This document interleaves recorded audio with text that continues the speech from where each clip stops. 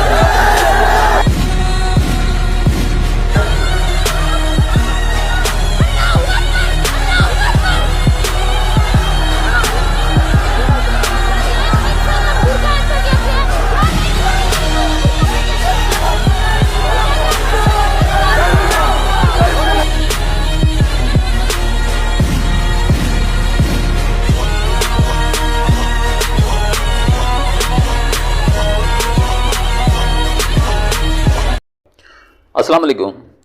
भारत की रियासत कर्नाटक के शहर उडुपी के महात्मा गांधी कॉलेज में बहादुर मुस्लिम तालिबा मुस्कान की जानिब से इंतहा पसंद हिंदुओं के हजूम के सामने डर जाने और अल्लाह अकबर के नारों से उनका मुकाबला करने के वीडियो वायरल होने के बाद जिस तरह से भारत की हिंदुत्व ज़हनियत पूरी दुनिया के सामने नंगी हुई है, दूसरे अल्फाज में वजह तौर पर ये कहा जा सकता है कि मुस्लिम बच्चों के चेहरों से नकाब उतारने की कोशिश में खुद भारत की हिंदुत्व बेनकाब हो गई है।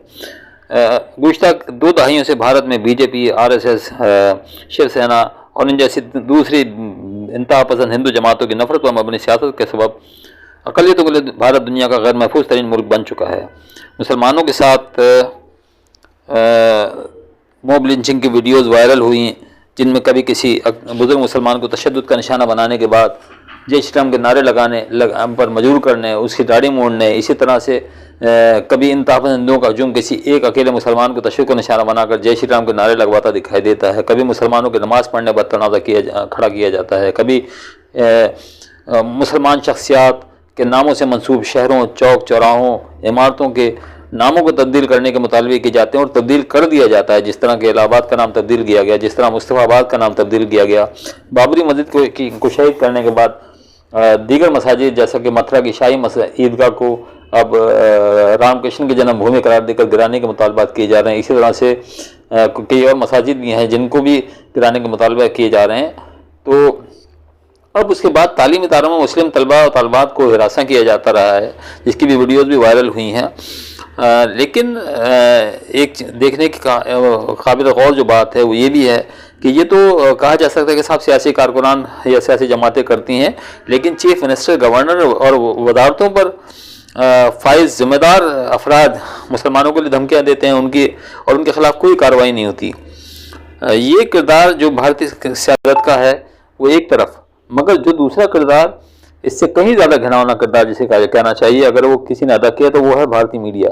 गुज़श्ता 2 दिहाइयों से मुसलसल भारत का मीडिया मुस्लिम शख्सियात के हवाले से फिल्मों ड्रामों में उनका मजाक उड़ाता है, उनका इमेज ख़राब करने की कोशिश की जाती है। कभी औरंगज़ेब, कभी अकबर, शहनशाह अकबर, कभी औरंगज़ेब, कभी आलमगीर, कभी शाहजहाँ और अब अलाउद्दीन खिलजी और के बाद अब जो है टीपू सुल्तान की किरदार कोशिश की जा रही है। इसका मकसद वाहिद जो मकसद है कि इन शख्सियात कि जिन पर मुसलमान फ़ख्र करते हैं उनके किरदार को घिनौना बनाकर मुसलमानों को डिमोरलाइज कर दिया जाए। अब मौलाना अबुल कलाम आज़ाद जो कांग्रेस के एक बड़े रहनुमा थे उन पर सवालात उठाए जाते हैं।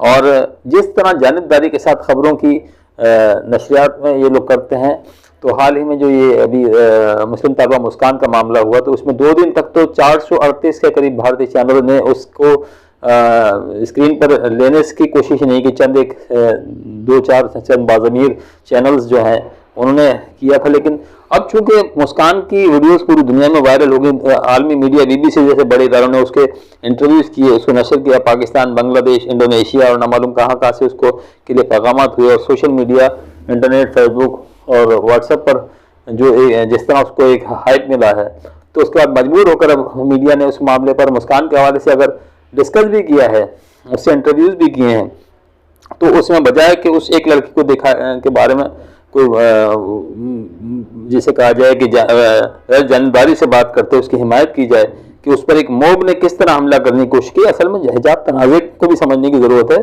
کہ حجاب پر اب پابندی کیوں لگائی جا رہی. 74 سال انڈیا کی آزادی کو ہو چکے تو کبھی کسی کو یہ مسئلہ پیدا نہیں ہوا. مسلم بچیاں برقع پہنتی ہیں, عبایا پہنتی ہیں, حجاب پہنتی ہیں.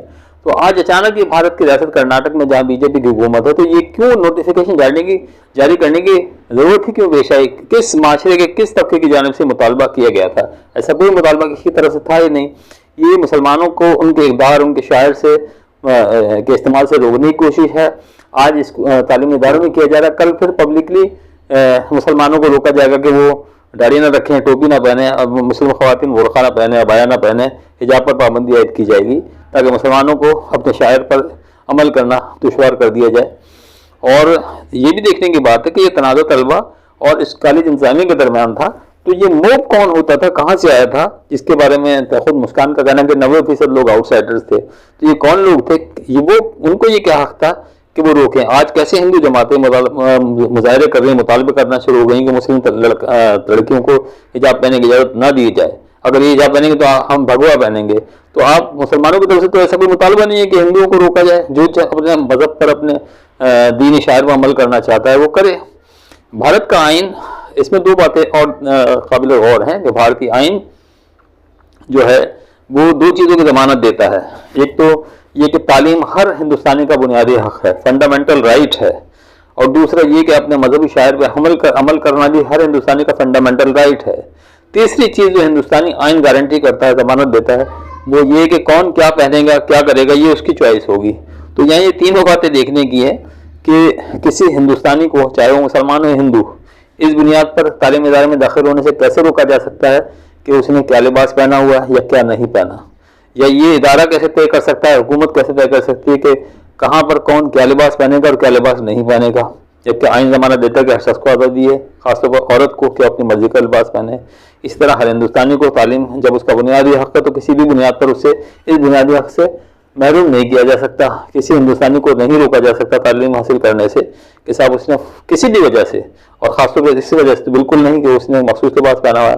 اور جب مسلم طالبات کا کہنا ہے کہ یہ ہماری مذہب اور ثقافت کا حصہ ہے تو بھارتی آئین ضمانت دیتا ہے کہ کسی کو اس کے مذہب پر عمل کرنے سے نہیں روکا جا سکتا. تو یہ تینوں بات آئینی ضمانتیں جو ہیں جن کو رد کر کے یہ معاملہ اچھالا جا رہا ہے. ان تمام حرکات اور اس طرح کے تمام واقعات اور مطالبات اور پابندیوں کا واحد مقصد جو سب کو سامنے نظر آتا ہے وہ صرف اور صرف یہ ہے کہ بھارت میں آباد تمام اقلیتوں بالخصوص سب سے بڑی اقلیت مسلمانوں کو اپنے مذہب سے, اپنے دین پر عمل کرنے سے روکا جا سکے. ان پر سخت سے سخت پابندیاں عائد کر کے ان کے راستے میں ترقی اور تعلیم, ترقی, کاروبار کے حوالے سے ان پر تمام راستے بند کر دیے جائیں. تو اس پر لندن سے ملالہ یوسفزئی نے بھی آواز اٹھائی ہے, کئی عالمی اداروں میں یہ بات گونج چکی ہے. تو امید کرتے ہیں کہ کوئی اچھا نتیجہ سامنے آئے گا. ویڈیو آپ کو پسند آئے تو اس کو لائک اور شیئر ضرور کیجیے گا اور ہمارے چینل کو سبسکرائب ضرور کیجیے گا. اللہ حافظ.